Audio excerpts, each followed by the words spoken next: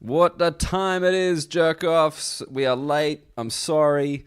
If you're not a regular listener, completely ignore this bit. I'm on time. I'm always on time with my episode releases. But no, I have been away this week. It's the longest stretch I'm doing in the UK outside of London, where I'm staying. I'm not going to Europe at all. I'm not staying in any town more than one night. I'm going around, baby. I'm going around the north, kicking off in Leeds, ending up in beautiful baby Birmingham on Saturday, and then I'll be back in London, and then I'm off to the French Alps, I think. I don't really know. They were pretty fast and loose on the details, but I am performing comedy in the snow from Monday to Thursday next week with previous guest Phil Nickel, so that'll be cool. I love Phil. But yeah, it's like this is a one of probably the most middle class things I think I've been involved in the comedy world. I'm going for 4 nights, and you ski during the day, and then you perform comedy for other people who ski during the day. I don't know if that's a huge market. I don't know if people who ski also really enjoy comedy. But hey, you know, there's a lot of sitting involved in both activities, consuming comedy and skiing. So I guess they'll be into it. I think they'll at least be experienced on the chair, you know? They'll be able to get on, get off real smooth. I haven't skied in a while. Skiing is one of the things that, as an Australian person, you don't really do unless you go to private school. So naturally, I did it. That was the first time I skied with my school. We used to go on ski camp.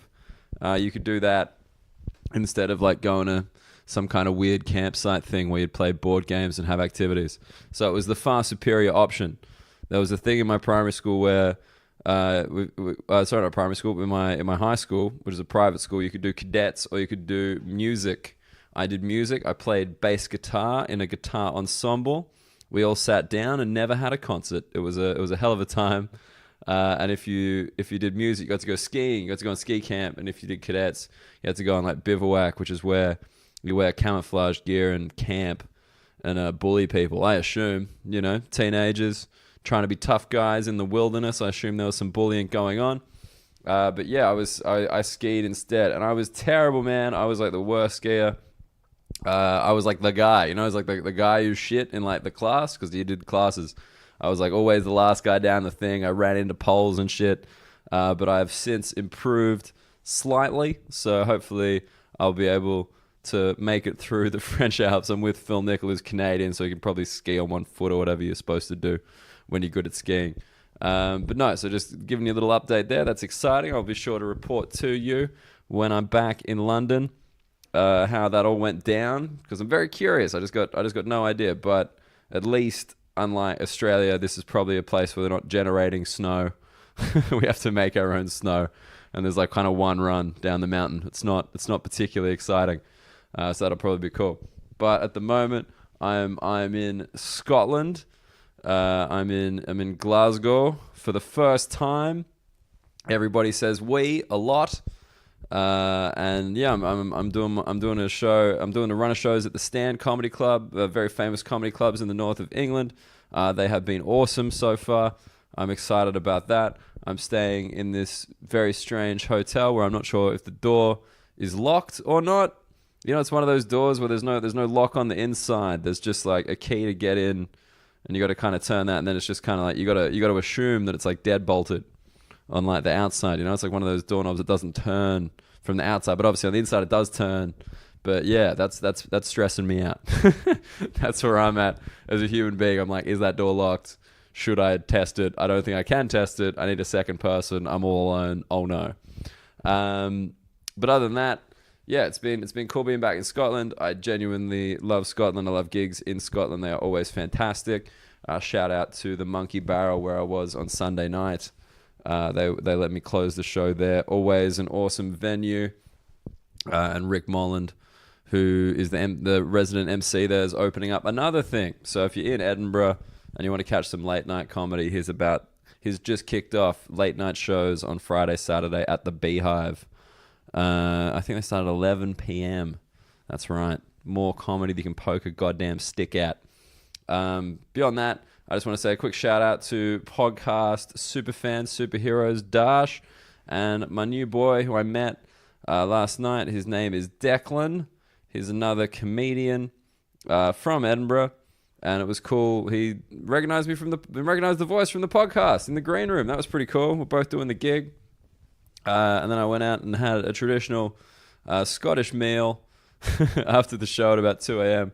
It was called a munchie box, and it was just essentially 3 different colored deep fried things with doner meat and then a bed of chips, and there was like a very like frozen looking naan on top. You know, this isn't like fresh made naan. This is just like very out of the packet naan on top. I think it was like pakura or pakura. They were making fun of the way that I said it involved. But essentially, I think it was deep fried salts in various colors. And I got to say, delicious. Enjoyed it. I don't know how Scottish people aren't all super fat, but hey, good on them for really packing in the salt there, packing in the cuisine. All right, I want to get into this episode. It continues the Brexit edition. This time we land in Romania. Romania with my good friend Radu Isac. I met him very early on when I was in the UK. I think he's super funny. He did my launch show. It was very dry, very intelligent, very offbeat humor. And I was excited to talk to him about Romania because I've never been to Romania, but I know that Romanians being in the UK, there's kind of like a bit of chat. They're like the big group of Europeans who are there at the moment. There's a lot of them. So naturally they get shown around by people who are anti-immigration. You hear the Romanian thrown around a little bit. So I wanted to hear his thoughts on that, how he's received in different comedy rooms, because he started in Romania. I want to talk to him about that. And I think you guys are going to dig it. So let's bloody crack on, shall we? Ladies and gentlemen, very funny, from Romania, Radu Isac.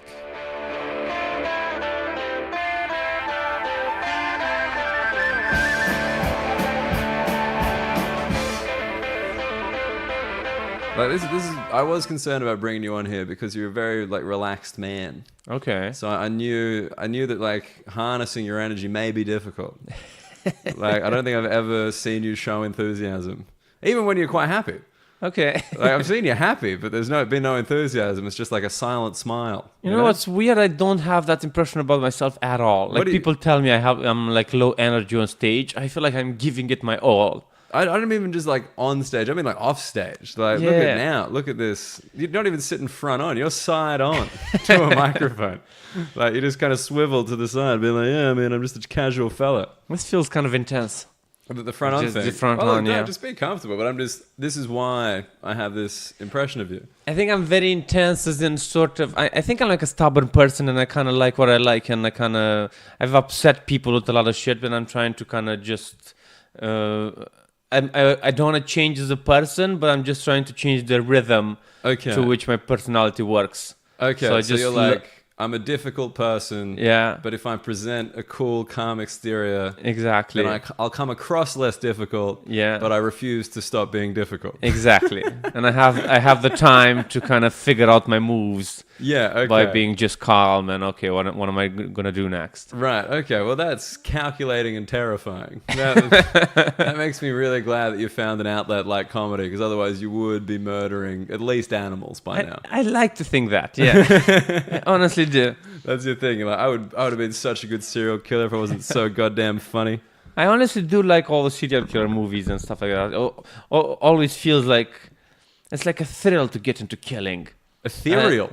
A serial killer? Yeah. But I thought you said like it's ethereal to get into killing. A thrill? A thrill. Oh, sorry. I was like ethereal. I'm like, gee, what does that even mean? Like I was gonna have to do a lookup. I was gonna have to figure that shit out. No, my English isn't that good. I just fuck up a word sometimes. What are you talking about? Your English is very good. I think when you speak a foreign language, being able to speak it with no emotion, implies a level of mastery. Okay. Of that, you know what I mean? Because if I speak German, I think I kind of always sound like a bit of a kid, you know? Like it's kind of like simplistic and I'm like excited if I get the words right. Whereas you're just kind of like, I got the words right. When I get, it's almost like having a stutter. Like when the situation gets tense, then that's when I can't find my words. Really? Okay. Yeah. So like the more pressure's on, you kind of, and yet you are a comedian in English, which most people would consider a very stressful situation. Yeah, but then I've been a comedian in Romania as well, and I kind of can handle that. But then if they put me on, if like a panel show, I don't know if I could handle that language-wise. I think Right. I would constantly fuck up words. There's too much going on. There's too much English yelling over each other, Yeah. trying to make the final cut. Yeah, exactly. And I can't. So I can. That's like two levels of speaking a foreign language: is doing it 1-to-1, and then doing it with like two people that speak that language from when they were born. Yeah. That's like 10 times more difficult. Okay, so just when it's the interplay between two English speakers, you're like, oh god. Yeah. And then there's like 5 of them, and like some of them are sat over there, and there's like some Irish dude, and then this guy's got like a strong Welsh accent. You're like, fucking hell. You can't jump in. You just can't. You're not quick enough with the words, and you just get stressed out in the end. It just pushes you out of the conversation. You got to chill out. But in Romanian, you'd be like, bang, not a problem. You'd be. I like to think that, but then I don't know. I don't remember. It's been that long. It's been that long since you've been in a Romanian panel. You're like, oh geez, I think I was involved. I think I was cocky. Well, my first couple of times, I think the first time I went on TV, the first 2 times I went on TV, first time I went I was very stressed out. I didn't know what was going to happen. I was As naturally, I think. I don't think many people are like, oh, of course I should be on TV. I kind of drank a bit before. Yeah, that's smart. I think that's smart. They weren't able to tell. I was still. Great. And the second time I had like a huge joint. I was just smoking that at that point a lot. Yeah. And I was not a panel show, but just like 3 guests. Yeah, sure. And the guy interviewing us. And I just actively remember, because I was doing the least talking. Yeah, right. And I remember once in a while the host was trying to kind of look at me. Okay, now now it's your time. I'm gonna push it to you, and I would just intentionally just move my just avoid eye contact with the host. So you're on a TV show and essentially treating it like public transport. You're like, I'm just gonna look over there. Hopefully the old man talks to someone else. And I feel like that worked. So yeah, that now I'm trapped in life doing the same thing. Was this in Romania or here? Romania. In Romania, okay. So it's like the Romanian panel show. You're just like, probably shouldn't have smoked that joint. Like everybody at home is watching you being like, that dude's high, for sure. Like definitely. Look at that eye contact aversion and otherwise very relaxed demeanor. That is a stoned person. Oh, that's fun. So wait, you did some TV in Romania as well? I didn't. Some I TV, didn't but know. not a lot of TV, just Just a little bit. bits and bobs. Is there like a Romanian David Letterman? Is there like a guy? There's like a guy, but he's not really. It's more of a Jerry Springer, but on the David Letterman time slot. Oh, okay. So like late night. Who's the father? It's like a guy called Kapatos. Kapatos. Good name. Kapatos, I'm yeah. into that. It's Yeah. not even like Romanian. I don't know his name. I don't know his full name, but it's just Kapatos. Yeah. Dan Kapatos. Dan Kapatos. Yeah, it's Daniel there we Kapatos. go. Yeah. Love that. He's the Jerry Springer of Romania. Okay. And it was what's the guy here? Like Lee Kyle? Is that the English version? I honestly don't know. I don't have a TV here, and I don't have one either. I feel like I should to integrate. Me too. It's like Yeah. one. I think I need that more than I need the car. Yeah, because like you hear people talking about stuff, like English people, and they're like, "Yeah, you know that guy on the show," and you're like, "Nah, Yeah. absolutely not. I got no idea." And like, you got to get a TV license though. That's Yeah, an that's impediment for me. I'm like, really, 150 quid a year to watch the BBC? That No, seems thank you. very annoying. Yeah. Yeah, that's less. That's more than Netflix. Oh yeah. It must be. Oh, it's like 15 quid a month. Right, yeah, fuck that. And it's like, I mean, get the new. Do you need the news anymore? I don't know. Like, I don't read the paper on the train. Okay. I don't read the Guardian UK, I read like the Guardian Australia. I don't know. I feel like I'm. What's it like? All right, how about this? Like, you're staying with like a family, friends, and like just for like a few days. Yeah. So you don't really try to know that much about them. You try to get as much out of the stay as you can. Yeah. Like, you go and see the city, go to a museum, like whatever. But like in terms of like learning their life story, I don't really care. Yeah. Because you know you're out of here soon. So so do you? Oh, 'cause you were talking about it before. You want to leave the UK eventually. I think so. I don't see myself here forever. I worry about my appearance here. Okay. Every time I look in a mirror, I look worse, and I blame the climate Okay. and the lifestyle here.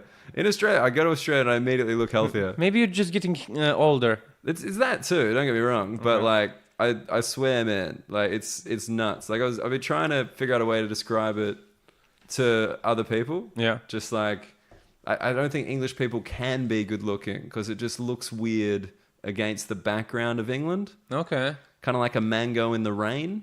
For Romanians, it's kind of the other way around. It's like one of the things that motivated me to move out of Romania is just everybody there looks 10 years older than people here. Really? Yeah. Romania's not a good... I think it's just poverty-wise, and then you just you're just more worried, and you don't know what's going to happen in 3 years. They're more stressed. They're More like- stressed, yeah. Yeah, so it's not like here where it's like a diet, alcohol consumption, sun thing. Yeah, It's yeah, just no. like, no, these people are like, they're stressed out and they're Stressed- working hard jobs. Yeah, And and that's- then even that leads to alcohol consumption and Okay, sure. Okay, so it's that as well. that as well on top of it. It's not other than, okay.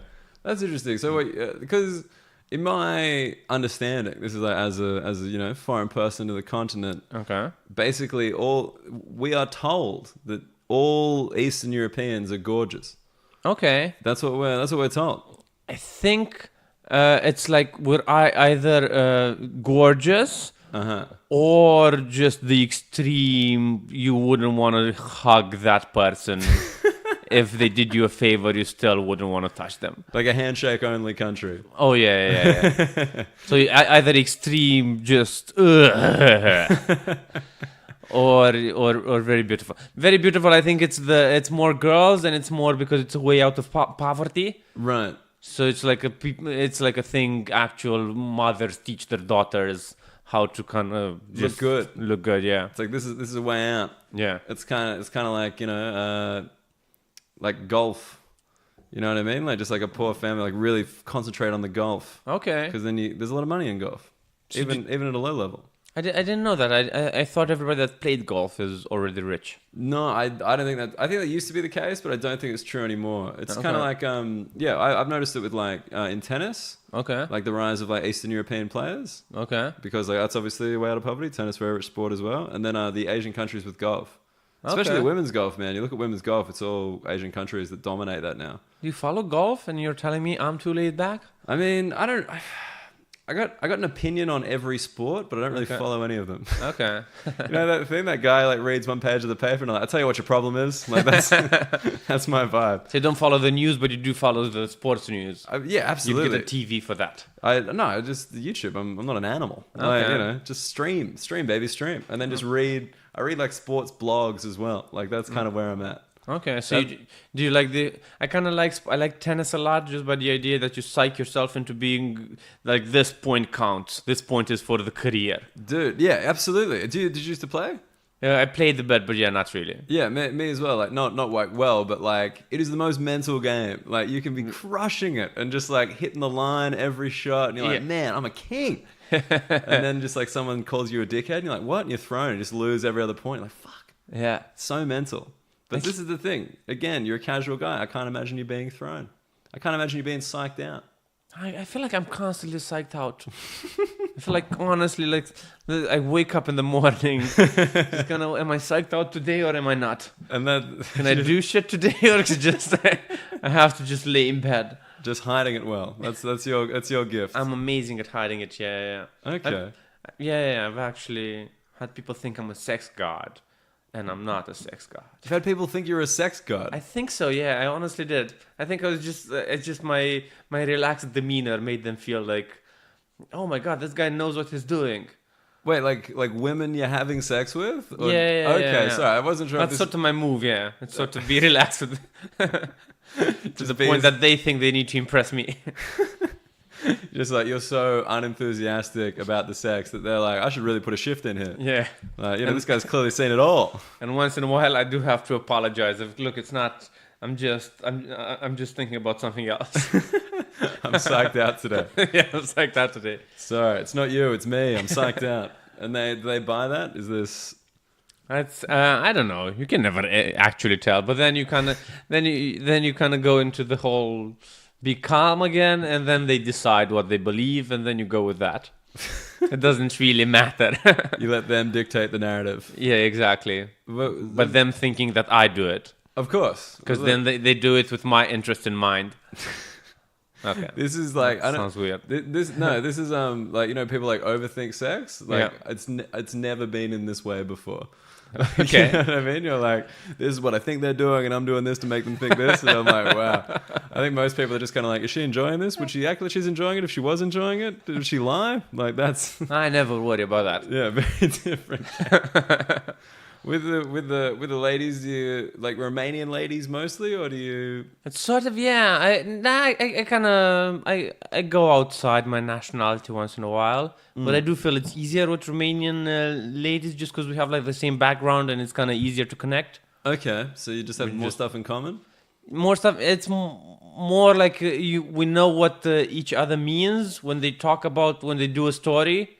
You know, when I do a story about me being in second grade, and she does a story about her high school, we kind of understand the stories better. Right. So that's why we connect better. But I thought like it'd be interesting to, like someone from over here, someone over there, like, oh, is that really what it's like in Romania? And you're like, yeah. But then I don't want to be the one that kind of just talks for the entire country. I want to be an individual, and especially on dates, I want to be this was my life. I don't want to be... Well, you have come on the wrong podcast, my friend. Because you are the only Romanian I'm having on this podcast ever. There are a couple of other Romanian comics. No, I mean, I was just saying that to be a dick. Okay. I'm not sorry for any Romanian listeners who are like, what a jerk. No, that makes also sense, because like 198 countries in the world, you have to make like 400 episodes to have two of the same. Well, I've had a lot of Canadians on, and I was gonna say, yeah. I'm okay with it, but I'm not happy about it. I'm just like, they're just available. Yeah. One thing about Canadians, they are available and willing to talk. I feel like Canadian comics and Australian comics, when they move over with the idea of not having a job. Yeah. But then English ones, they start out with a job and it takes them longer to give out to shed the job. That's it. Like, we're free during the day. That's our big quality. We're available for any kind of hangout between the hours of 10 and 4.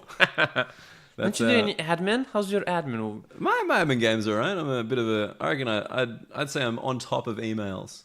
Okay. But like, this is the thing, I'm on top of like emails, but like there's still bills in Australia that are just like stacking up that I should just cancel, and I haven't. Okay. Because I just can't be bothered.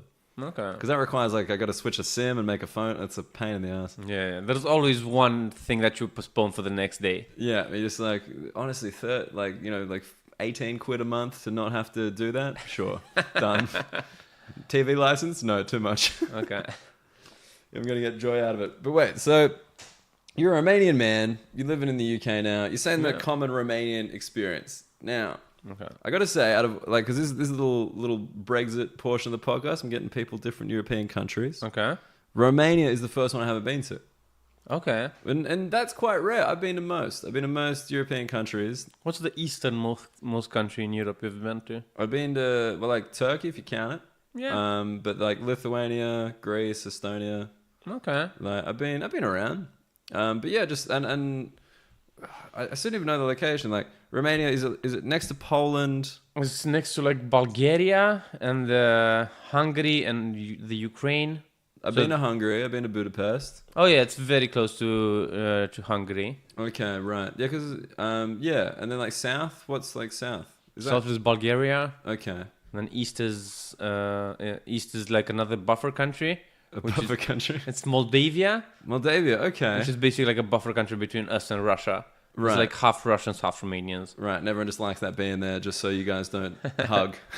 It's like the tense political situation in the the Iron Curtain. Right. I think it's just moved now to the Ukraine and Moldavia. Okay, they're just taking the heat on that one. So people, they are taking the hit. But honestly, like I think like a third of the eastern third of the country, it's been occupied by Russian tanks since like 40 years now, 30 years, and just nobody's talking about it. You've almost accepted it, so I guess. I mean, the tanks are kind of rusty now, but they're still here. So I heard they check passports and shit when you go in that area of the country. Weird, and no one just doesn't get coverage. I mean, I didn't even know it existed until this conversation. So maybe maybe I'm part of the problem. Oh no, it's always the sort of. But it's weird how like Moldavia is still negotiating. Sort of in talks once in a while with like the EU and the like NATO, right? But then like it's still that area. but a third of the country is occupied by Russia. Yeah. You know, like NATO is supposed to stop if they attack one of us. Yeah.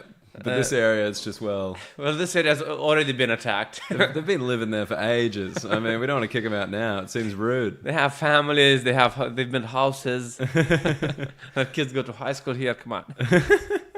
We're just not going to address it. Okay. But you guys were curtain. You guys were curtain people, right? Iron curtain. Yeah, curtain people, yeah. Yeah. Communism. How yeah. Is it? It's kind of, I don't know. And my parents, so it depends on who you're talking to in the country. Right. Generational? Not generation, but even like class-wise as well, a bit. Not necessarily. My parents are kind of class-wise, they're very, very poor, but they kind of worked a lot. Right. So now they're middle class, right? They're kind of middle class, yeah, and they hate communism. But then if you're like really poor, you tend to like romanticize the days of communism, yeah. Right, because then they got the same as everybody else, even though it wasn't much. It was probably more than they get now. So now they don't have, they literally nothing. Like I think there's honestly something like 25% of the country that doesn't have plumbing, that doesn't have just. Wow! You just live off a chicken for a year. Is it that poor? Honestly, yeah. Wow, I had no idea. There's some villages that you wouldn't see, even if you go there. It's not the touristy areas. Right. It's not close to an airport. This is that bit they just kind of, like that other third of Moldova. They're just kind of like, we'll just that's over there. Don't ask about that bit. So it's basically I think Romania is split into like 40 counties. And then like every county has like 4 or 5 towns. Yeah. And everything. So some towns are very, very poor. But then if you go to the villages, I think like half of the villages don't have plumbing. Shit. And like, is their money kind of, is it growing now? Like, is it just one of those things where it's kind of shaken off communism and now it's... Not really. It seems to have sort of stayed the same. It seems like capitalism hasn't had an effect. What? It's honestly. It's sort of they get like satellite TV. Well, that's kind of it. Okay, that's like the one upgrade. Yeah, like, they get Wi-Fi. That's honestly they do get Wi-Fi. So we got Wi-Fi. Look at all these channels. How's the plumbing? Don't worry about the plumbing. It's all asbestos and shit like that. It's full of asbestos. Wow, I just people napping in asbestos. That is so dark. I mean, having seen you on stage as a comedian, this explains a lot. Okay. Because you're quite dry and dark, and this seems to be the only way. I kind of tend to feel like I was that in Romania as well. I don't feel, and then there are comics that are very, very positive. Yeah, Romanian comics are positive.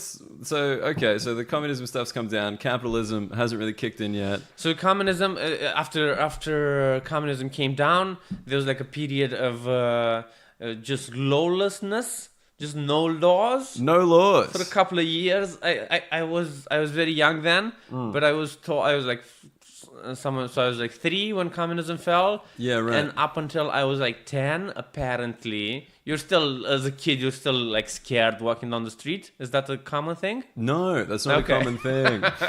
Like, most kids are scared of like stuff under the bed that doesn't exist because they've seen a movie. Okay. It's not just kind of like, oh, I might die on the street today. No. Okay, I didn't know that. Like, but nobody would shoot you or anything like that. You just kind of get mugged or kind of beaten up for fun.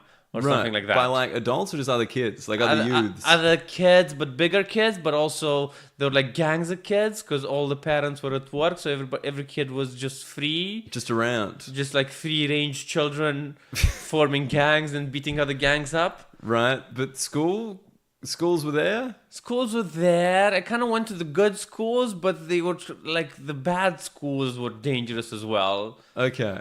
Then I don't know. My high school they were telling me it's dangerous when I was at the good school, but actually when I got there, it was sort of fine. Okay, but like, So what's like dangerous? Just like a bit of gang violence, bit of knives, bit of that action.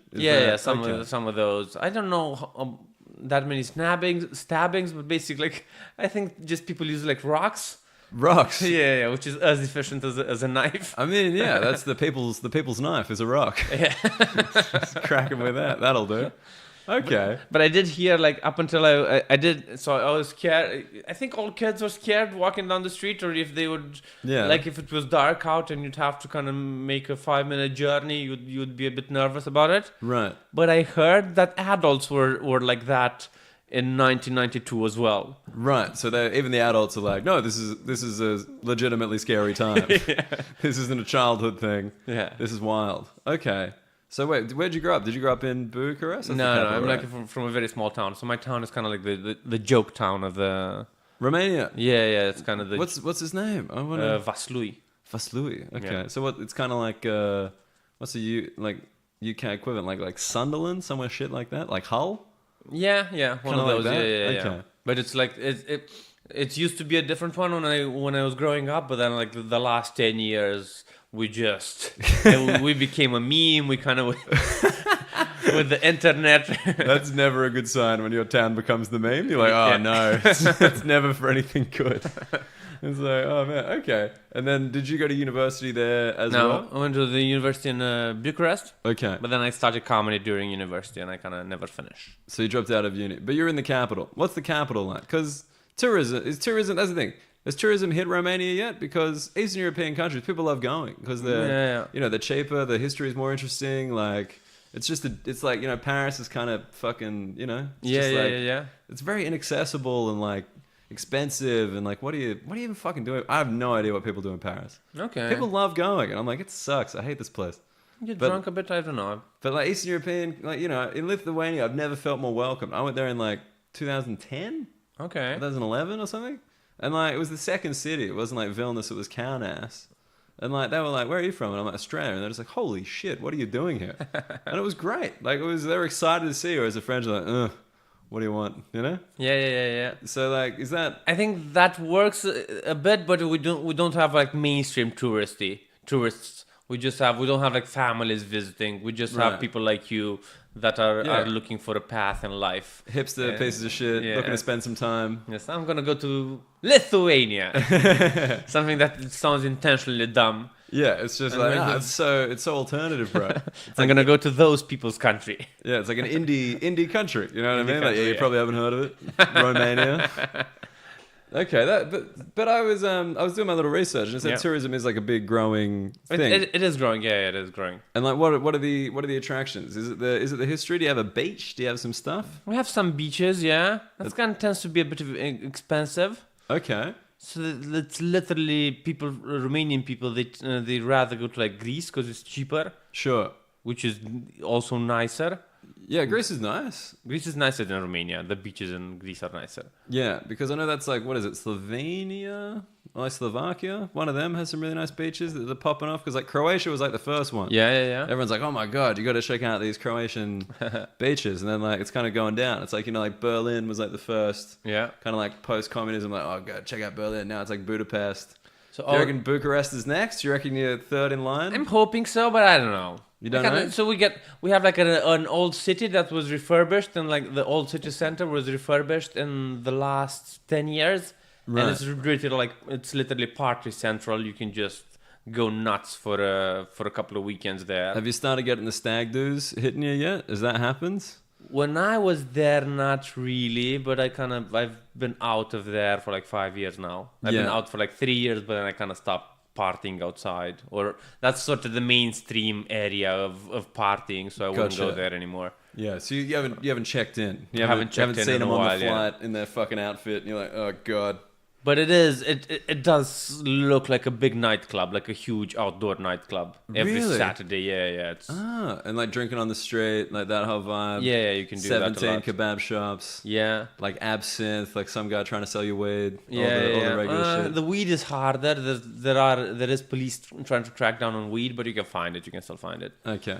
And Cocaine is just sort of hitting, but it literally hits like in the last 2 years. right, Romania's just been like, hey guys, there's this great stuff. I don't know Yeah. if you've seen Narcos. You probably have.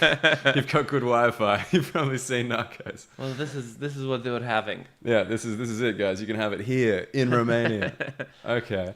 And like, what's the kind of national thing? Like, what are the resources? What are the industries? So kind of like the food is amazing. Oh, the industries. I think the best one is our most successful factories, like a car factories, the Dacia. Right. Okay. Which Dacia, if you want to go back history-wise, like before it was Romania, it was like a big area. It was called like Dacia, but like during the Roman times. Oh, okay. Way back. Sorry, I thought Way it was. back, yeah. I thought it was like kind of recent. Like you before Romania. I'm like, I didn't do that on my research. Damn it. Okay, so Dacia Oh yeah, there was like... people there before that, yeah. And then that was called Dacia, and apparently were incredible people. And then the Romans came in and they sort of conquered us. And Romanian is like a Latin language now, Right. but that's when it was born. It was Okay. sort of like around that, like 100 after Christ. Okay, 100 AD. Yeah, 100 AD. I never know what AD and Like I know that AD BC, stands for Anadomicus. okay. That's in the time of our Lord. In Yeah. Romanian, it's literally translated as after Christ or before Christ. Yeah, all right. Like, Just I got literally you. say it like that. I mean, that makes way more sense. Yeah. But you know, English people, we're wankers, mate. We use the Latin. We just whip the Latin out just in case, just so everyone remembers who built the roads. You know, you fucking get some Latin out. Okay. But okay, and then you said the food. The food's amazing. The food is kind of good. I do like the food. I have Okay. like a lot of fishes and rivers and a lot of pork. It's mostly pork. Mostly pork. I love pork. I'm into Pork pork. is good, yeah. So all of Eastern Europe is pork because all of people think that we're kind of Russian, but actually, like most of our history, we've been like under the Ottoman Empire. Right. So more Germanic. More, Oh, Turkish. Sorry, Turkish, yeah. What am I doing? Yeah, I'm losing it. but we're still sort of Christian, but we would kind of pay tribute to the big Muslim Ottoman people. Right. And then the reason, like all of Eastern Europe is just mostly pork, and the reason is that's the only thing we couldn't give them. Ah, right. So, that's So they all would, of our cuisine traditionally is just pork. right, because you know they took all the other animals. It's like, Yeah. hey, you guys are great, and then you guys are like, oh, we're gonna eat this pig. Yeah. Okay, that's You can have the interesting. pig. Yeah. I like can keep the pig. I like a good I love anything that explains something like that. Okay. You know what I mean? Where it's just like there's this thing like, oh, why is that the case? Well, this is exactly why. Yeah. And you're like, oh, cool. I don't have to think about that anymore. Now I know. Okay, cool. So you 5 years ago left. 3 years ago I left. Yeah. 3 years ago you Like, left I checked out like 6 years ago, but it took me like 3 years to actually leave. to actually get out. So I first went to my apartment, stayed there for like 3 years. just a bit, you know, I don't know if I can handle this. And then finally, but did you come straight to the London or did you? I went to LA first. I did like 2 summers in LA. What were you doing in LA? Just So I working? went to like I went to there's a program called Work and Travel Work and travel. for students. Nice. You can't get a visa, the Romanian. But I did. So I applied for college. I went to college for like a semester, and then they give me a visa and a job in LA. So you went to an American college? No, I went to a Romanian college. Oh, right. And But then they give you for the summer. I gotcha. Sort of, yeah. And so you spent 2 summers in LA. Spent 2 summers in LA. And Yeah. you're like, I like this whole English thing. Yeah. This English speaking thing. This is fun. There's like a bunch of comics. I like that. When I left, there were only like 10 comics in Romania. 10. You're one of 10.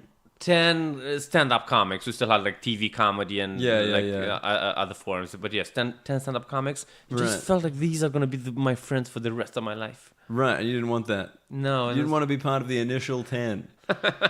like I assume the initial 10 stand-up comedians are quite well known. If there's only 10. Oh, yeah. It's like a band with one album, you know, all the songs. They're incredibly well known, but I didn't know they were gonna be the initial ones. Then I knew that I thought they were gonna be the ones, Right. and I just felt like, ugh, I don't wanna.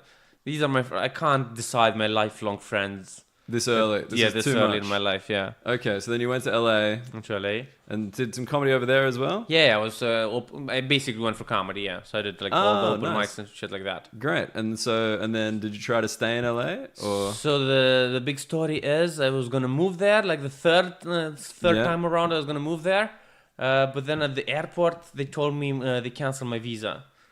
Get the fuck Yeah, out of honestly, here. I had like somebody, I had like a not a wife, but somebody who would have married me for the visa and everything. She was waiting for me at the airport. I had the room, I had the welcome Radu and LA all set up.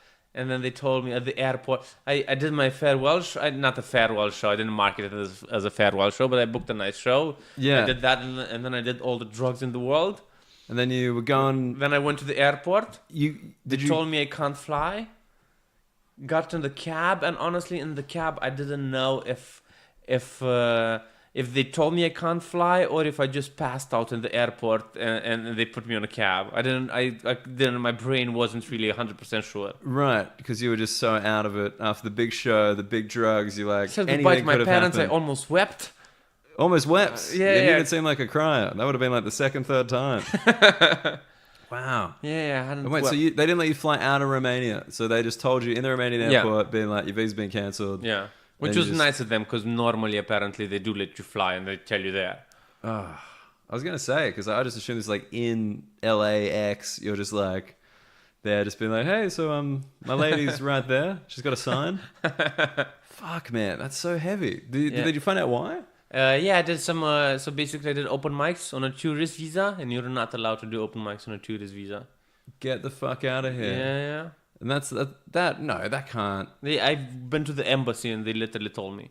What? So you're just doing comedy in the States on a tourist visa? Yeah. Is like enough to get you? Yes. What? What's the weird thing? I don't know if this is legally binding, so maybe I shouldn't say it. Sure. But we can edit it out if you feel uncomfortable later. Okay. But basically, I was on tourism. I still had like a job to support myself. I wasn't allowed to do the job. Right. I had like a scooter to kind of go to the gigs, but I didn't have like a driver's license. Yeah. I was staying with like some people, and I wasn't allowed to stay there. I feel like doing the open mics was the only legal thing I was doing. But that was the thing they said. What they just done some research on you. Yeah. I did kind of write an article in like Vice Romania about like comedy in LA. Right. And then they took it off that. I don't know if somebody checked my visa status after they read the article. I don't know how it worked. Oh man, that is like so devastating. That was kind of weird, but then I kind of just I had a good summer back home because I just didn't have any responsibilities. I can just kind of cut off all ties with life. But you had your lady, you had the girl, like your girlfriend. Oh, well, she was in America. Yeah, isn't that sad? You didn't get to go live with her? But she wasn't really my girlfriend. She was maybe going to become my girlfriend, or she was going to marry me for visa purposes. It wasn't really, we hadn't had sex or anything before, so it wasn't really like a big emotional connection. Right, it was just we had chatted online with Jen.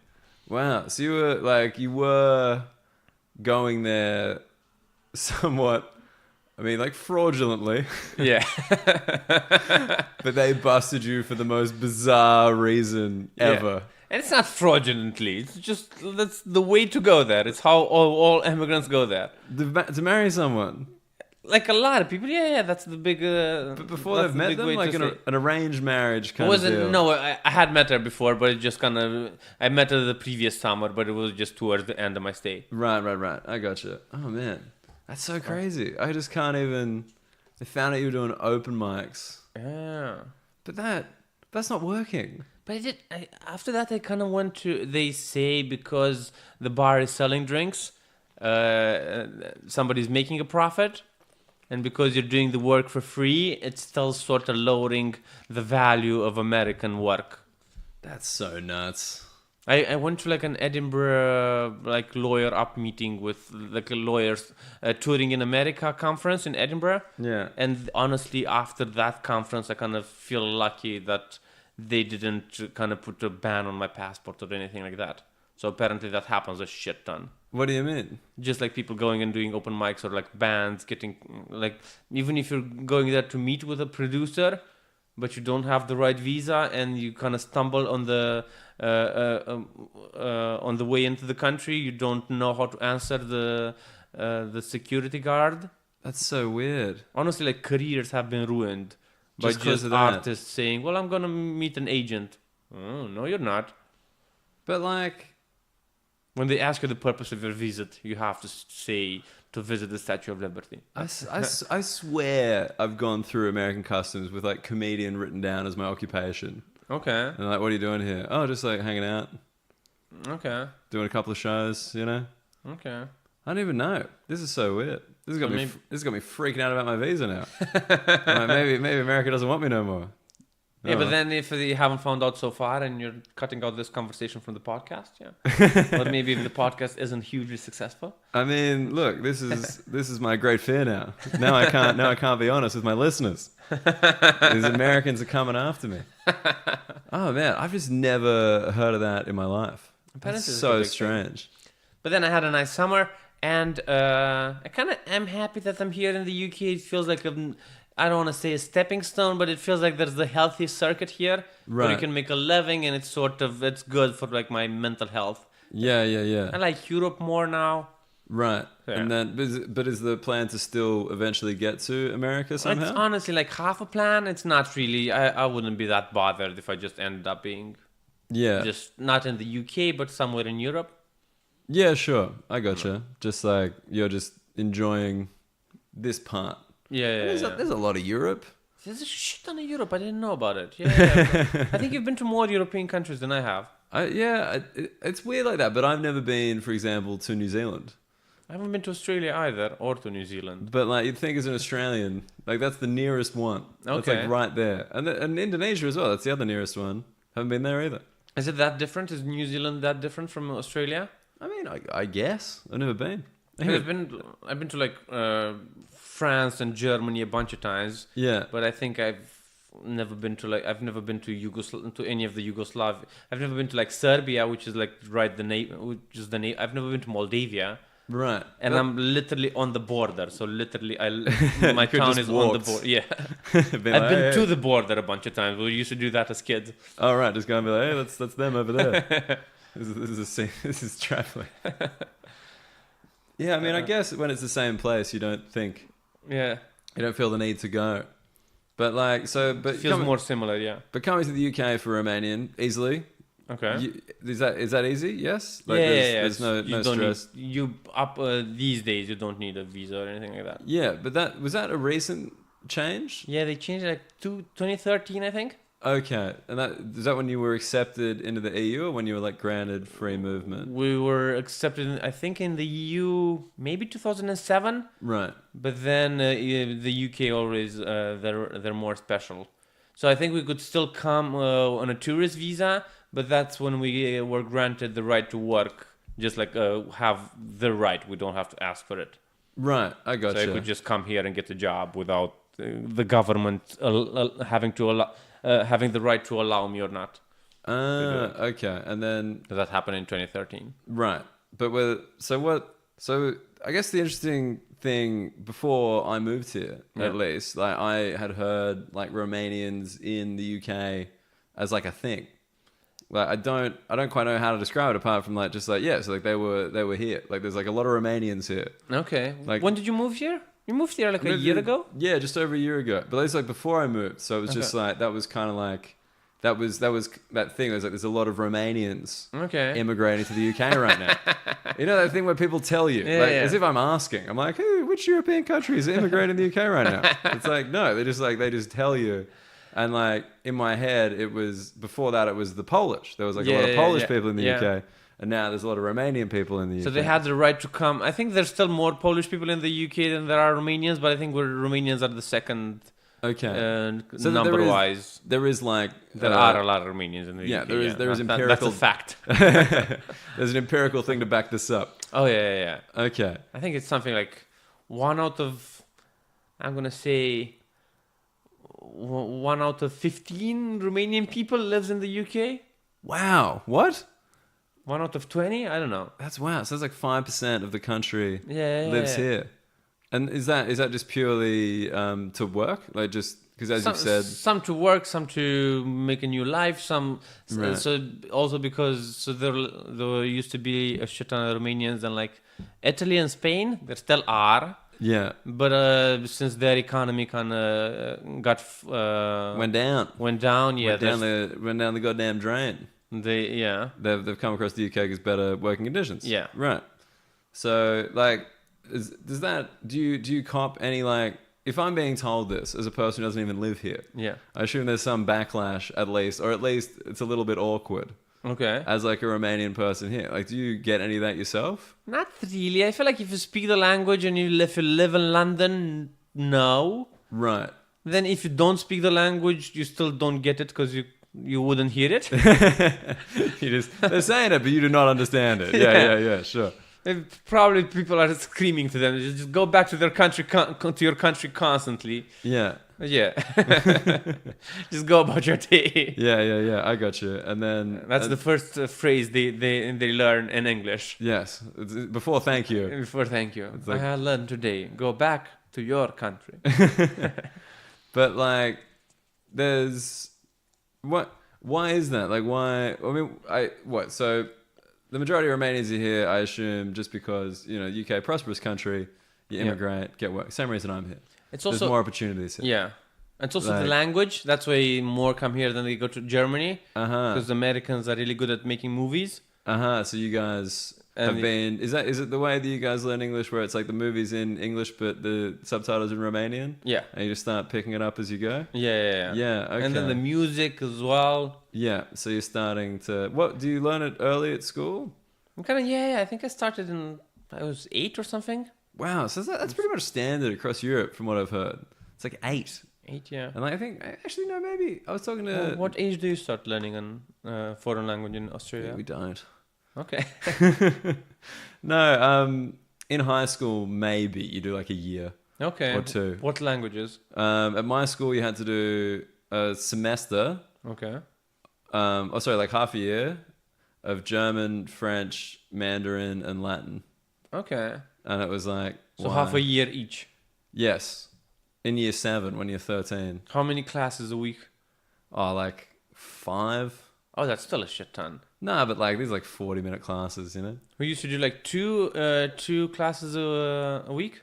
Of English? Of English, yeah. Okay, but from when you're 8 to... From 8, yeah, and then when you're like 11, they put French in there, but everybody... How do you learn French? I don't know. I find that so funny. Like the French still they still teach people French. It's like, why? Actually, I am trying to learn French. What, at the moment? Yeah, but also, so right now Romania as a culture is very American influenced. Yeah. But before the 2 world wars, it was very French influenced. Really? So my grandma I think knows some French words. I don't know if she knows their French words. But the old-timey words that my grandma uses that I don't understand, they're all French. They're all French? Yeah. Right. Why was Romania influenced by the French? Like what? It's like so many countries across. Like you figure Germany, I think Austria-Hungary. I think culturally wise, it's also like a Latin language, so it would have have to been one of the Latin countries. Right, so it would have been easier. Yeah. And okay. Then we just became a country in like mid 1800s. Right. And I think the French were one of the first ones to kind of recognize us as a country. Right, and treat you good. Treat you good, yeah. But yeah. okay, Romania, you guys are chill. Here's some baguettes. Feel good. That's interesting. Okay. And then, so from age 8, yeah, so most Romanians can speak English pretty much? Depends. Like my parents don't, but like most Romanians under the age of 30, I think understand English. Right. But I'm going to pull a number out of my ass. I'm gonna say like 80%. Right, okay. Understand it and then speak it, I'm going to say like 50-ish%. But they learn it at school for so long, or is it just like not everyone's going to school? Oh, yeah, no. Oh, okay. So, right. I don't know anything from school. It's literally... I think one time at school I counted like how many hours of chemistry I spent learning. Yeah. And I literally didn't know anything and just count like thousands of hours. Yeah, you're just like, no, just worthless. Yeah. I mean, that's true. I think about that sometimes. Like, what is it? Like the different kinds of bonds? Like the ionic bonds and shit. You're like, I don't know what that is. I know H2O, and I know those. I used to do like a thing in school. Just I used to try and do jokes during classes.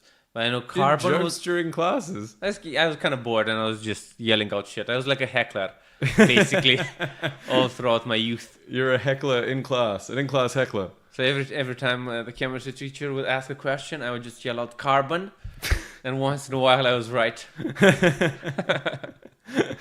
That was your school experience? Yeah. Were you getting some good laughs? Yeah, sometimes when I was right, just because it was like a huge build-up. Right. Everybody was used to, well, Radu's going to say carbon. Radu's going to say carbon. Oh, shit, it's carbon. And everyone in class. Radu got it. This is sick. Oh, man, that's brilliant. Wait, so you started comedy in Romania? Yeah. In Romanian? In Romanian, yeah. In Romanian, started doing English comedy in LA. Yeah. We don't have to bring that up anymore. We'll bleep that out. Okay. The fact you're doing English comedy in LA is like, no, of course he didn't. It was just doing what he was supposed to do. But yeah, so it was, and there was 10 Romanian comedians. That was like the start. Yeah, sort of 10ish, yeah. Okay, and that Was this like just that American influence? Like they're kind of like watching stand up and they're like, we should do this? I think, yeah, it's like somebody from the theater college Right. paired up with the guy that's had a yacht and kind of traveled the world a bit. And I think he went to some movie festivals. Right. And he's like a old timey, like a old bachelor type that was into what the youths are doing, like a creepy, one of those creepy guys. So there's like a creepy dude on a yacht. Dude on a yacht. What are the youth up to? And a Stand-up teacher comedy. from the theater university. Right. They paired up. They did like a course, and then they started doing like a night every week. That was like in 2003. And when I showed up in like 2006. They were doing like 2 shows a week. They were full, and I was kind of the first generation that did open mics. Right. But I did them for like 3 months. Right, and then you just started doing Just started touring. twice a week.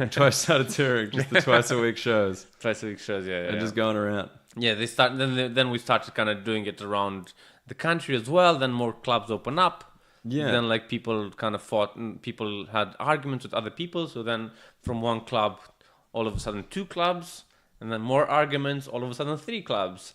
And that's where we are now, at 3? I think we're at 3.5, something like that. Okay, Yeah. but those 10 guys that you started with? Yeah, they're all doing pretty. I think there's just one of them is doing worse than I am, but like financially wise. But then all of the other ones, my parents would have been so proud of them. But you obviously made the right decision, thinking long term. Exactly. Coming to the UK, the home of comedy, to hone your craft in a country that's complaining about your people's presence here. I'm gonna start to cry a bit. Oh, I'm sorry. This is the 4th time in my life. To do the 4th time. Yeah, I don't know if it's a smart decision or not, but I think I'm happier here. Yeah. Great. And you're doing the Romanian show here, Romanian speaking show. Romanian speaking show, yeah. And they're doing that as well. They're coming into the UK and doing Romanian speaking shows as well. Right, they kind of do tours here as well. And Yeah. are you still good friends with them? Are you still Yeah. part of that scene? I'm still there, yeah. Right. So how often are you going back to Romania? This year I went back a lot. I almost went back like every month, but now I don't want to go back until like September. Okay, sure. So it depends. And It's then- also like a very cheap flight. I can make that decision anytime, so I don't make it. Very clever. And you still have a following there as... I never really had a following, but I have like, I think if I would go to any town in Romania, I could round up like 25 people to come and see me. Right. I think that's the following. That's the following? Yeah. 25 in any town. 25 any in town any in town. Romania, I'll tell you. 25 people be here. Really excited to be here. Yeah. And then like a really disappointed club owner. Right, of course. Are the clubs like all around now? Is it all just kind of built up its own economy? It's comedy, now it's like comedy nights all around. Uh-huh. But also they kind of moved on to theaters, and some acts, they're doing the big, where they play the tennis matches. Like an arena. Arenas, yeah. Get the fuck out of Oh, here. yeah, And yeah. these dudes just... Comedy's been in Romania for 16 years. Stand-up comedy. Stand up. And then these dudes are doing... Yeah. Tennis But then we match. have like people in the 90s doing the same, but it was only like sketch groups and stuff like that. Right, okay. So it's like the first kind of guy with the microphone, brick wall, Yeah. leather jacket, stand-up Breaking comedy. down the fourth wall. Yeah. I think that you can the difference is really palpable in Romania. It's like 2 different generations. Right. Fourth wall and not the fourth wall. Right, okay. That's interesting. And so now we're like, we should get onto the Brexit stuff because, you know, I know, like, because when you came here, you did a bunch of stuff for the BBC. You did a few shows. Yeah. Because like were they like looking for European voices at that time? Were they like, I hey, think so. They honestly, the first thing I did, they kind of came and saw me at 2 shows in Edinburgh, and then Yeah. they told me, and I asked. I thought it's just like they told me about a gig tomorrow at 6:30, and I said, okay, I'll do it. I'm free, but do you guys have an audience? I didn't know. He said something BBC, but I don't remember how. Maybe it was just BBC Leicester. I couldn't figure out. right? So yeah, You didn't realize that it was an audience and a TV audience and a radio audience.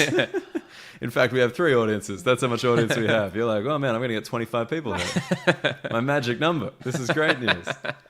And then, so you've done like a few things for them. Yeah, They're going to know who you are. They're putting European voice on the air. yeah. And then Brexit happens. Was this pre-Brexit or post-Brexit you were doing these BBC things? It was pre-Brexit and then post-Brexit as well. Okay, so they haven't. Yeah, pre. They haven't changed their focus. They haven't been like, all right, well now that we're leaving, let's get some people from Leicester on. When did Brexit happen? It was 2016. Yeah, end of 2016. No, middle of 2016. Because Trump was the end of 2017. Was it like July? Oh yeah. It was post-Brexit, all of them. Yeah. So, post-Brexit, all of them. Okay, all of them cool. Post-Brexit. Yeah, I think they were looking for European, but they were looking for international voices before that as well. Yeah, so that's been something they've been doing. And with Brexit, are you right to stay? Have you been here long enough and all that stuff? Nobody knows, but I think I'll be fine. Okay. I do have a gig in Poland on the 28th of March, and I am literally a bit nervous about coming back on the 29th. Really? So you're just you're leaving the country and just oh, come on, guys. I don't know if you know, but I've actually had a bad experience with this before. Just going to go to your parents again. You're like, guys, it happened again. I'm back in Romania now. They're not letting me leave. They really want me to stay in Romania. I don't know if you know. Okay, so but you think it'll be fine? Call up the 25 people. Yeah. We're putting on a show. That's... Okay, so but you think it'll be fine? Because I thought it was like a 5-year thing, and have you been here for 5 years? I'm closing in, but no, I've been here for I'm closing in on 4. Right, but you're still not worried. Still not worried, but also you can't really worry about something you don't know. I mean, that's the opposite of how everybody lives. Just logical. You can't worry if you're not sure. It's of course you can. Do you know how nervous I am flying? Yeah, but there's nothing to hang out. When you worry, you still have to kind of hang out and hang on to some facts. There's no facts. There's no facts. I mean, that's their Just great people talking. That's their great scheme. No facts. Yeah. They're no, of course we don't know anything. I feel it's sort of fine just by the fact that there's a shit ton of English people living abroad as well. Right. So it's almost like leverage. They're protecting you, like all the English people who retired to France and Italy and shit. It's just like sweet. They're gonna want them to stay, so I get to stay. Yeah. This is good news. That and the whole Irish thing, the whole IRA is working amazing for me now. Oh man, yeah. That every European person is like, man, fucking thank you, Irish people. You guys are absolutely nailing this. You have made this so much more complicated than it would have been otherwise. Thank you so much for the 90s. Oh man, we're gonna get letters. Fuck. Anyway, but so you're fine to stay. But did you think it was gonna happen? Did you think they were gonna vote to leave? No. Oh man, you're the first person I've had on who didn't think they were gonna go. Really? Everyone else was like, yeah, 100%. I just knew it. I knew they were going. I felt like people put bets on it. This is like European people. They put bets on it, being like, yeah, we're going. So people made money out of Brexit? I didn't even know that. I thought it was the same with like Trump. It was like a big surprise for everybody. But you know the great sketch with like Chris Rock and Dave Chappelle with Trump and just like, yep.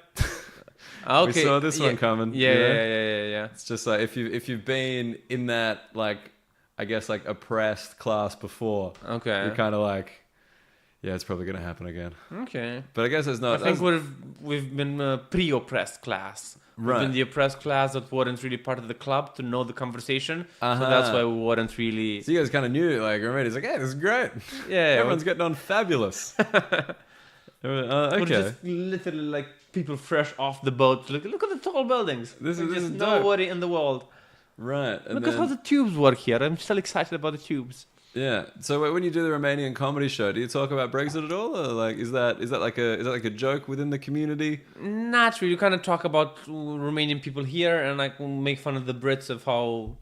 So, but yeah, not really Brexit. What do you make fun of the British people for? Because we do that as well in our show. So one of the angles I have now, which is new and I'm really enjoying it, is Romanians have been. It's a big thing in the community to be embarrassed about the lesser people in the community. So, whenever there's somebody like a beggar on the street or like a musician on the street who's Romanian, or anybody got caught stealing or anybody got selling their So it feels like they're embarrassing the rest of us who are working hard. The rest of them, not really me, but they're working. The other people with jobs. Yeah. And I'm telling them that, and I'm working hard also. And my angle is, well, if Romanian homeless people, if you guys think Romanian homeless people embarrass us, how do you think the English people feel about their homeless people? At least our homeless people made the journey here. They learned how to ride the tube. Our homeless people are well traveled. They got a passport and shit. That's funny. And but yeah, are there any like British stereotypes that you guys go on about? Because like, we say they're ugly. That's like a common. We say that and they're like really polite. And like the you know, like their stuff like about and the food shit, like all that rubbish. Yeah. You guys don't have that? I think ours is they're very. I don't think we make fun of it necessarily, but this is the general opinion. Yeah. They're kind of cold. Oh, like in their interactions with people. Yeah, like distant. Yeah, I get that. But I think that's a lot to do with just people being overexcited to be here and kind of, hey, I'm here. Yeah, we don't give a fuck. Right, yeah, just all these Romanian people be like, it took me, I really wanted to come here for a long time. All these British people are like, get out of my fucking way. They stand on the right-hand side of the escalator. Like, Let me tell you about Ceausescu. Come on, shut the fuck up. Is like, do you think in the community, like, you guys are trying to, like, integrate? Or are you kind of happy to, like, stick in a Romanian kind of like, yeah, we'll just chill with ourselves and... I think... Bit of both? A bit of both, yeah. And then, like, it's easier to just stick with your own.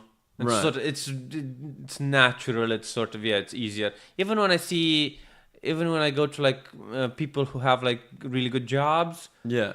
Romanian people and they do like a barbecue. There's usually like 2 foreign people. Uh-huh. And then like 9 Romanian bankers and doctors and lawyers, but it's still all Romanian. Yeah. And the talk in Romanian? They all switch to English for the sake of the 2 foreign people. As you should. Yeah. That is our right. We won. All right. I think so. Yeah. I don't know.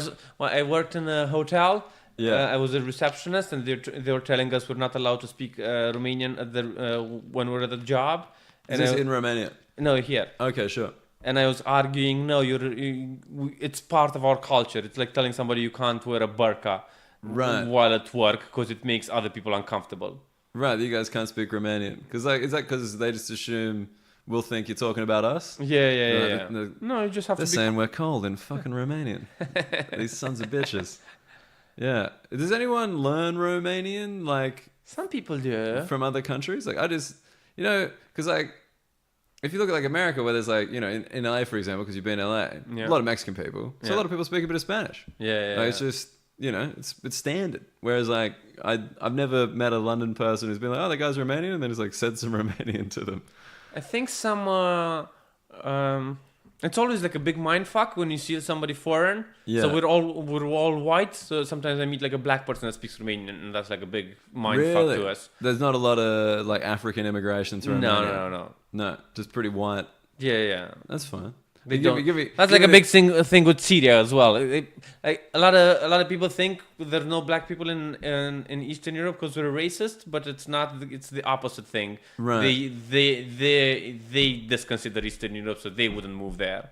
So like, they're like, we don't want to live in Eastern Europe. Even Syrian refugees, they're kind of running their way through Eastern Europe to make it to Western Europe. They're like, who wants to live here? There's no plumbing. Fuck this shit. We're gonna keep going. Okay, that's interesting.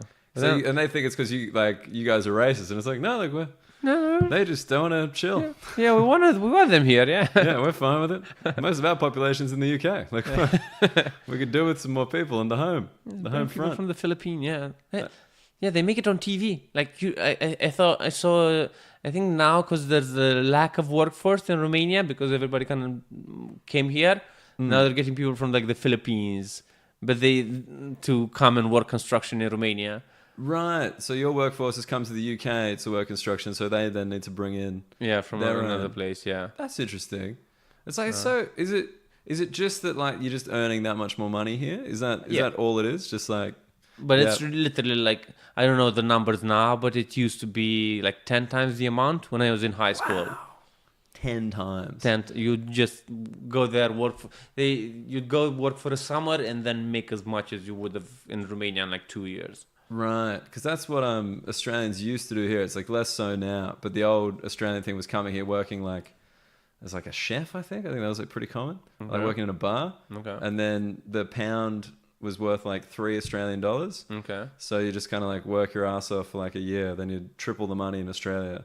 Okay. And be able to afford some cool shit. Yeah. Whereas these days, like it's like 2 to 1, I think, or maybe like a little bit less than 2. So it's just kind of like people just come here so they can get cheap flights to Europe for 2 years, and we go back to Australia where it's nicer. Okay. That's the plan. Okay. And it's all young Still professionals traveling. now. Like, that was the other thing. It's not, no one really works in hospitality or like labor or anything anymore. Okay. Like, we all just come here and we're just like lawyers and accountants and marketing and shit like that.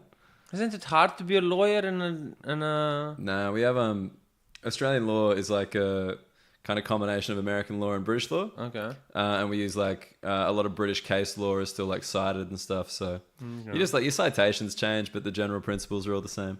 Okay. I went to law school. Okay. That's why I know. Did you finish law school? I did finish law school. Fucking hell. Did you ever work in an office? Not a day. I've never had a job. Nice. I mean, like, I've never had like an office job. Okay. When I was at uni, I'd work in bars, Okay. which I actually liked. I think like keeping bar, it's a bad rap. Yeah, I would have liked to have done that. Yeah, and then I ran a pub trivia company in Sydney while doing comedy and like producing comedy. Okay. And then now here it's just full time. So you're basically you're more of a business person. You're a lot of a business person. I mean, not really. Like, I did the kind of salesman-y stuff with the trivia and like the tech. I didn't have to, like, you know, I grew it like a little bit, but like I never was like on the ground floor being like, this is what we need to do to capture the market. They just give me stuff and I'd be like, hey, do you guys want this stuff? And they'd be like, no. And I'd be like, cool, see you next week. Okay. It was I'm happy with that. I don't like the office thing. I don't like the vibe of an office. Yeah. They're all kind of stale, but like they're pretending not to be stale. Yeah. Have you noticed that thing where they add more and more stuff? Like, my friend here works like a really like good law firm. Okay. And like the things they add aren't like, hey, go home early today. They're like, hey, we've got beds here now. So, you know, when you got to pull an all-nighter, don't worry, we've got this beautiful sleep pod. Oh yeah. And you're like, why can't I just go home? Why can't you give me the correct amount of work? And they're like, sleep pod. Seems sick. Get in the sleep pod. Yeah, no, I've been thinking about that. I know I think Google or maybe Microsoft or something, they're trying to kind of level out the pay gap. Right. And they were giving women just free birth control, stuff like that, so they wouldn't have to take the time off. What? But it's also a lot of That's on weird. the other hand, it's just so they can stay more at work and work. Yeah, it's like they make it seem like, hey, this is for you. It's actually so you never leave this building. That's what we want. When I worked at the hotel, there was a list of stuff we had to do every day. Yeah. And I was every time they added something, now you have to just give me more money. But just nobody else was thinking like that. Right. Did they give you more money? No, never. I was only there for like 2.5 months. Yeah, I can't imagine you being a good receptionist at a hotel. I was kind of good with talking to people and doing my job, but I wasn't good at doing other stuff. And I think there's like being good at your job and there's being good at being employed. Okay, And yeah, I think most comedians are bad at being employed. Yeah. Like, that's the kind of common thread. Like, we'll pour the drink, but that thing where like, look busy, it's like, nah. Yeah. Like, you know, it's like, hey, can you just smile and like get your hair consistent? Nah. We don't need that in the world. That is not going to work. Is there anywhere apart from London where you can see yourself living on the permanent in the UK or outside? I kind of think I'm half thinking of Italy. Italy, yeah. It sounds it's close to the language is close. right? Still, like, learning a new language I feel keeps you young a bit. Yeah. Giving yourself some sort of a task. Right. But not too hard of a task. That's the easiest one I can give myself as a Romanian person, is to learn Italian. Okay, they're quite close. Yeah. And then they have like mountains. The weather is good. They have seaside mountains all within like a half an hour drive. But what about the comedy? How does this work? I think you can travel around and do it and still, but I would pay rent in Italy and then gig all over. Right, and just That's sort of the plan. tour Europe. Europe, maybe UK. Yeah, if Well, Europe and the UK. Sorry, I'm still considering Europe. Okay. And the UK is the same thing. I'd like to do the Australian festivals eventually. Yeah, it's they're interesting. I think like I thought you were gonna say they're interested. no, please. Like, what have you heard? Look, we got a very easy visa. You'll get in. I think that's the nicest thing I can tell you. Okay. It'll be difficult for you to not get let into the country. Okay. Yeah, no, I think Australians would enjoy. I think you got that kind of dry sense of humor that Australians quite like. Okay. We don't like enthusiasm, so they'll love you. Okay. Yeah, I want to do them. I don't know. I kind of want to get the British citizenship before I apply for the Australian visa. I think it might be harder for Romanians. I couldn't tell you, but knowing Australia as I do, yes, it will be. It'll absolutely be easier if you're British. Yeah.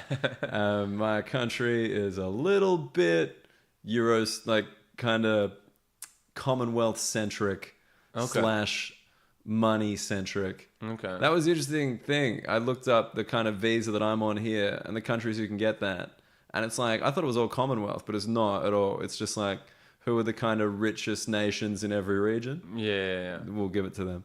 You can come here if you're British, not if you're Irish. Yeah, like I mean, I'm gonna say it's the sun, but no, it's not the sun. Yeah. It's like it was such a weird thing. It was just like, oh wow, you guys have really cherry picked this list. This is a trade agreement. Yeah. This isn't like a national.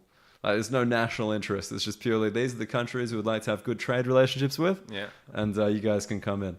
But we also make you pick fruit in Australia if you want to stay for more than a year. That's a fun fact. What do you mean? You have to go work on a farm for 3 months.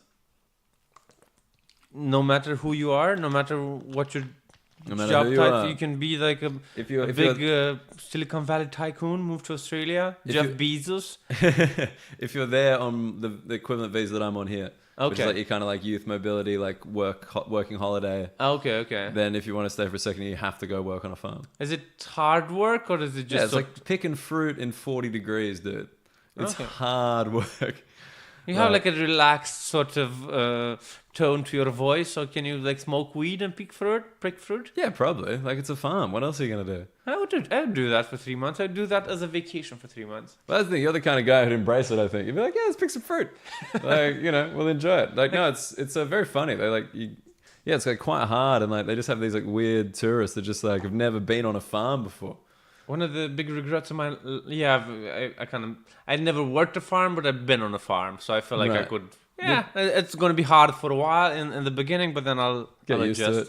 Yeah. One of the big regrets in my life is when I first summer in California, somebody offered me a job on a weed farm, and it was paying something like $18 an hour, but I Wow. would have to move to the weed farm. So you wouldn't be able to be in LA anymore. Yeah. You wouldn't be able to do the comedies anymore. And I kind of said, no, I'm a talented comedian. I still. Yeah. Tragic. It's So, a tragic end. I could have been there on that weed farm. Yeah. Oh man. Big beard, I braids.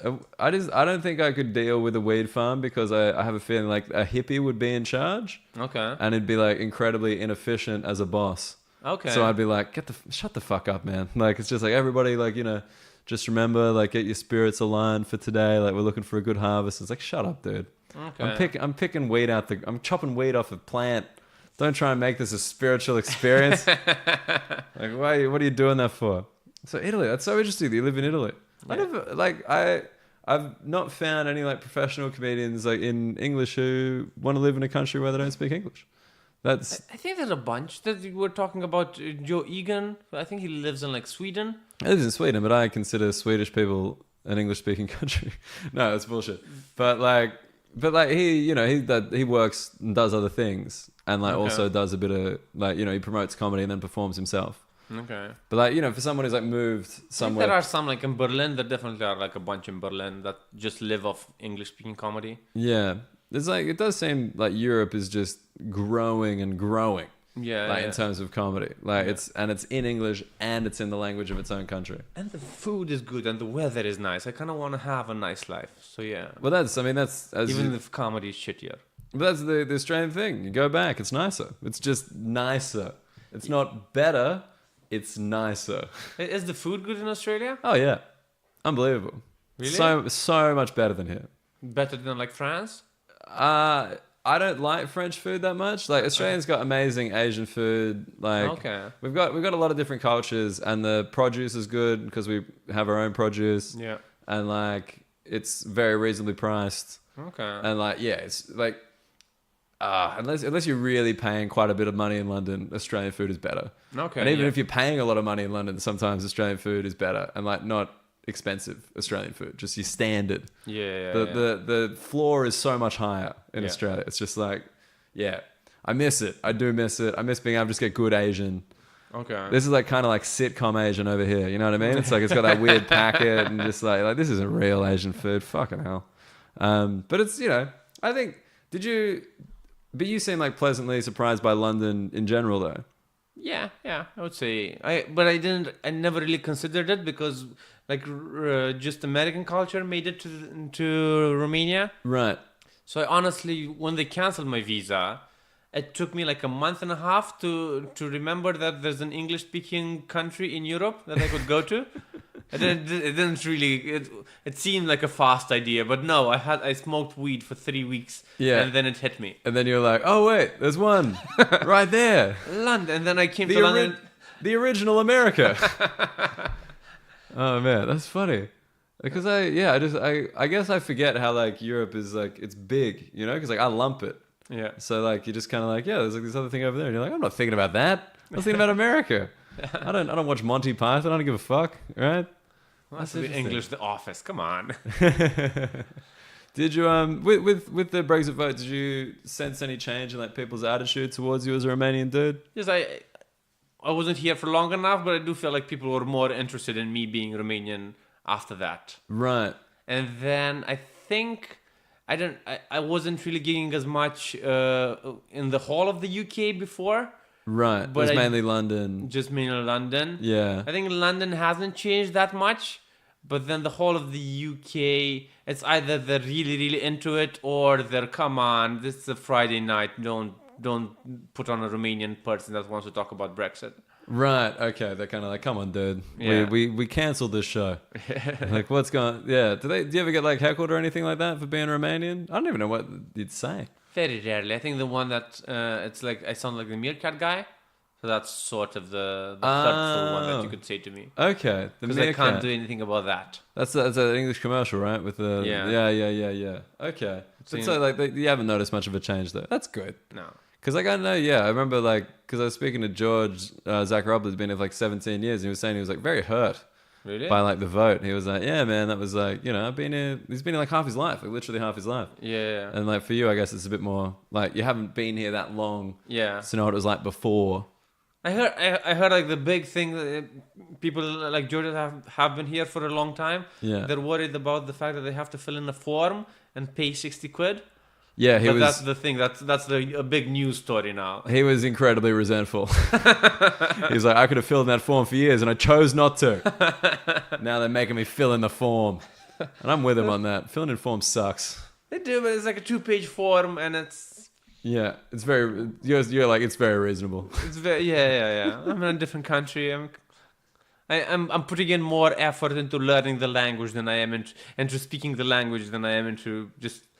The form would take 5 minutes. Yeah, right. I gotcha. It's a different vibe. All right. Before we go, last thing I said this to you before we started talking.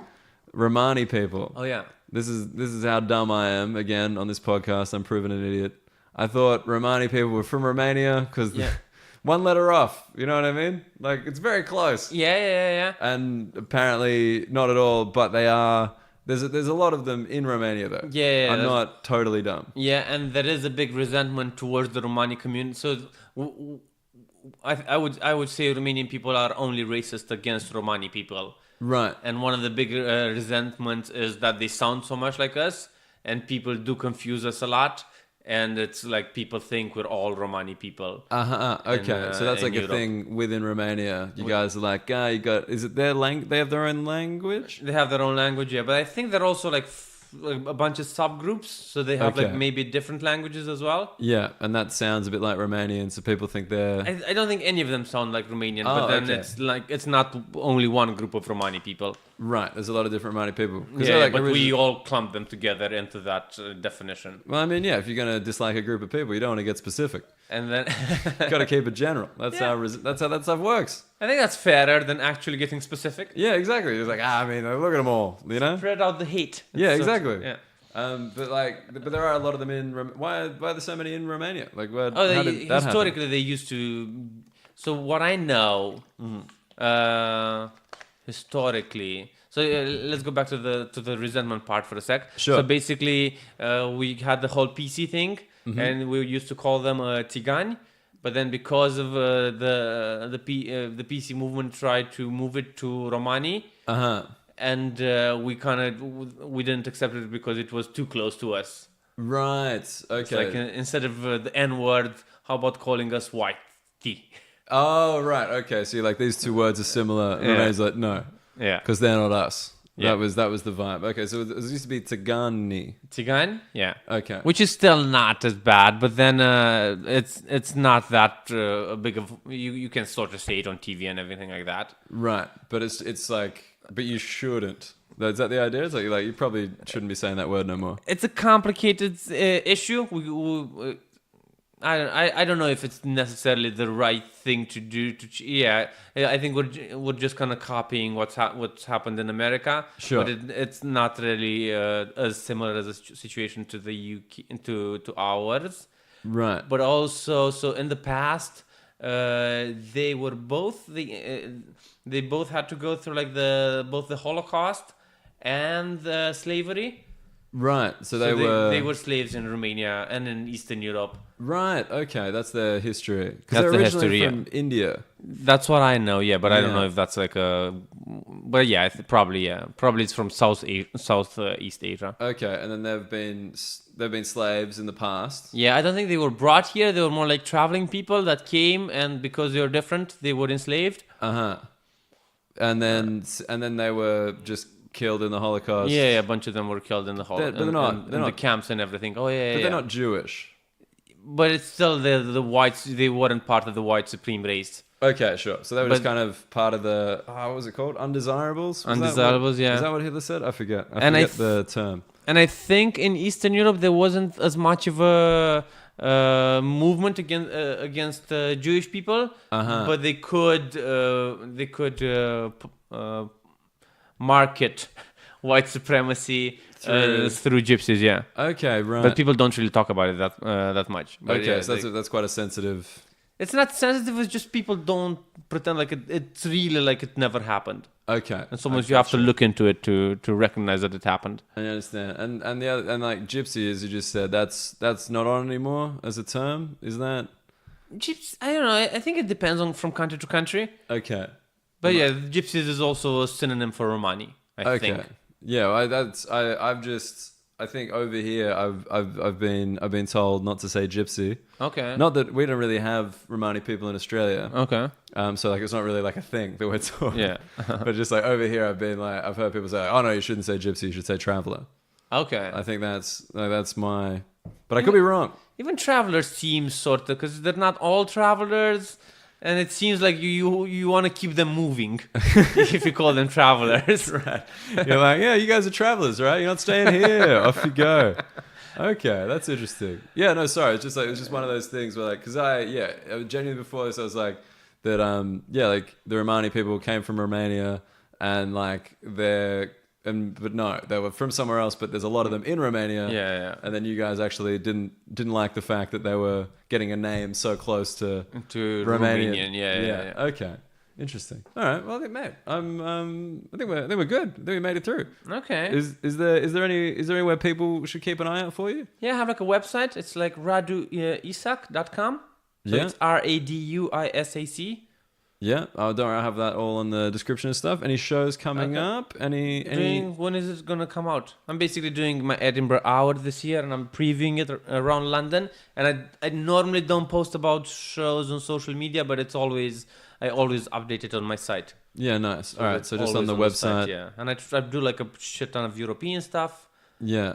And then like a shit ton of English stuff. So. Yeah, and you can catch some of your videos on BBC and stuff. Have a taste. Radu was one of the people who came down and did my special launch. Yeah. So obviously he's very funny. I wouldn't invite anyone down who wasn't. That was a very cool gig. Yeah, that was a fun old time. Anyway, I've got this new thing that I'm trying out. Okay. I want to end the podcast. Okay. You got to say cheers, mate.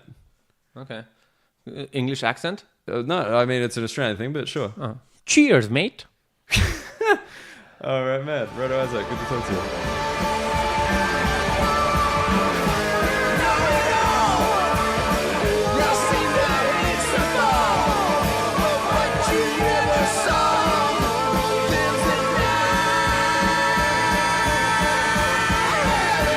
Jerk-offs, that was my chat with Radu Isac. I hope you enjoyed it. As you can see, I was bang on. He's a very animated fellow. I'm sure you felt the emotions coming up during that heartbreaking story about not getting into the US due to visa issues, almost crying for a fourth time. But he assures me, despite his level tones, he was giving it his absolute all. But no, I love talking to him. Did not know about Romania. Did not know about the Romani people. I had no idea that the Romani people were part of the Indian diaspora. Diaspora? How do you say that word? Diaspora? I think that's right. Had no idea about that, and I'm glad I looked into it, because all these things that you just kind of make up in your brain, like, you know, Romani, that kind of sounds like Romania, kind of sounds like Romanian. I reckon there's a link here, and there's not. And he also did that fantastic thing that I love, where people just explain why something is the way that it is with a historical reason that is not like cultural. It's just kind of there was a specific cause, and then this is the effect, and that has carried on, which was the reason that pork is the basis for most Eastern European cuisines. Now, sorry, this thing's coming out a little bit late yet again. I've been on the road this whole week, so it's been hard to record this thing in various hostels and hotels. But we got it all done. We got it out there. And in exciting news, today is the early bird registration for the Edinburgh Fringe Festival, which is a place you can catch Radu every single day. He's doing his show, Good Excuses for Sociopaths. And I today completed my registration as well. So if you're in Edinburgh this August, you can see me.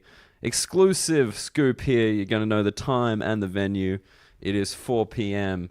at the Counting House Lounge. I'm back at my favorite counting house at 4 p.m. with my show, Daniel Muggleton. Pimpin' ain't easy, but I assume it's easier for straight white men. Bang! That is a red hot scoop right there for the jerk-offs. And a second scoop, a double scoop. I'm going to give you, as a little fade-out music this week, a preview of what will be the official Union Jack-Off theme song. That's right, we got it sorted. Get excited about it. Ladies and gentlemen, as always, mates, jerk-offs, it's been a goddamn pleasure. Here's a theme song constructed by my housemate and very talented Mr. James Hunn, and the lyrics will be coming on it for the next episode. All right, guys, it's been a good one. Hope you enjoyed it. Catch you next time. Cheers.